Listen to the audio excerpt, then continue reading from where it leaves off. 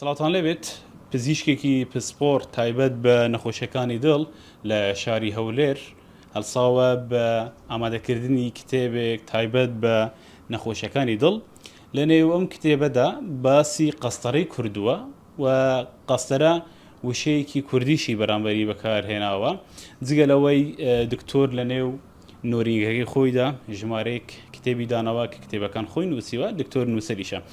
دکتۆر شوان سوپاس بۆ ئەم دەرفەتە، پێمان بڵێ چۆن بوو بیرتەوە کردەوە کتێبێکی وا بنووسی و گرنگی ئەم کتێبە لە چیدایە؟ زۆر سپاس کاکشۆڕش بەخێراتنی تەلەڤیزیۆنەکەتان دەکەم.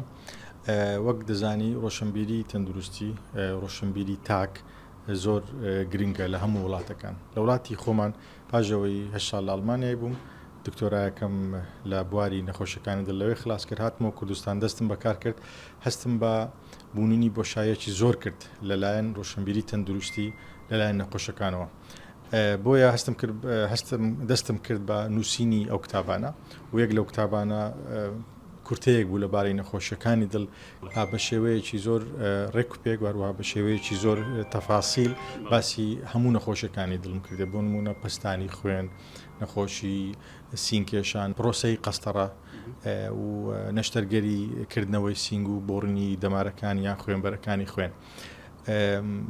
حەزم کرد بتوانم بە زمانی کوردی ئەو ڕۆشنبیرە تەندروستە پێشکەشی نەخۆشەکانی خۆمان بکەین. هەندێک جار کە دەمویست بە زمانی کوردی بنووسم کێشەمان لۆ دروست دەبوو، هەندە وشە هەبوو لاتینی بوویان، هەندە وشە هەبوو عەرەبی بوو، بۆ نمونە قەستەڕە کە وشەیەکی لاتینیە گۆڕیتیانە عەرەبی، پێم خۆش بوو بە زمانی کوردیش ئەوەی بۆ بینمەوە، ناوەکی بۆ بینمە. ئەوە بوو لە فەرهەنگی کوردی ئەوەندەی پێمان کرا، ئەوەندەی کە کاتمان هەبوو گەڕاین وشەی تاڵدانمان دیتەوە. کاو دکتۆر لە نێو نۆرینگەکەت ژمارەیەکی زۆر کتێب هەیە دەربارەی نەخۆشیەکانی دڵ تایبەتەوە. تو کتێب دەدەیت بە نەخۆشیەکان جیاواز لە دکتۆرەکانی دیکە تا چەند گرنگە دکتۆر ڕۆشنبیری تەندروستی بەڵاو بکاتەوە لە نێو نەخۆشیەکانی خۆیدا؟ بخۆی سێ کای زۆر ئەساسی هەیە، زۆر گرنگە بۆ ئەوەی سیستەمەکی تەندروستی تەندروست دروست ببی. یەکەم دکتۆر و کارمەندی تەندروستی باش، دووەم خەستەخانەی باش، ئەجیزەی باش، و سێیەم ڕۆشنبیری تەندروستی نەخۆشەشی ڕۆشنبیر کە لەلایەنی تەندروستیەوە زۆر ڕۆشنبیر بی. ئەو سێ شتاگە هەبی دەتوانم باشترین خزمەتگوزاری پزیشکی پێشکەش بە هاوڵاتیانی ئەو وڵاتە بکەین.